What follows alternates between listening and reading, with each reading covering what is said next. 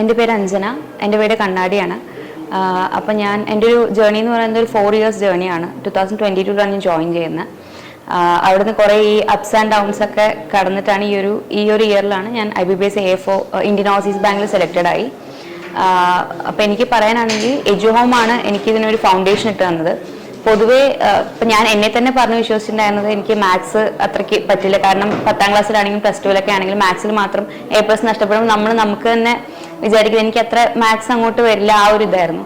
അവിടുന്ന് എനിക്ക് ഇതിനോട് ഇഷ്ടം ഉണ്ടാക്കിയെടുക്കാൻ സാധിച്ചത് ഇവിടെ ഈ ഒരു എജുഹോമിൽ നിന്ന് കിട്ടിയ ഒരു ഇതായിരുന്നു.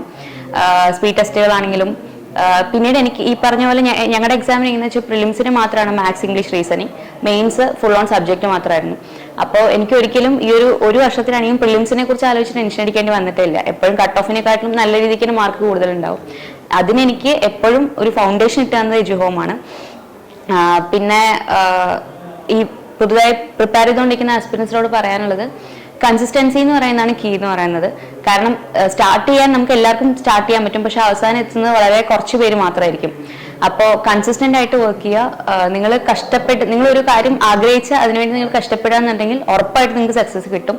അതിനുള്ള തെളിവാണ് ഇവിടെ വന്നിരിക്കുന്നത് എല്ലാവരും. ഉറപ്പായിട്ടും നിങ്ങൾക്കും ഇതുപോലെ ഇവിടെ വന്ന് നിങ്ങളുടെ എക്സ്പീരിയൻസ് ഷെയർ ചെയ്യാനുള്ള അവസരം എത്രയും പെട്ടെന്ന് ഉണ്ടാവും. All the best everyone.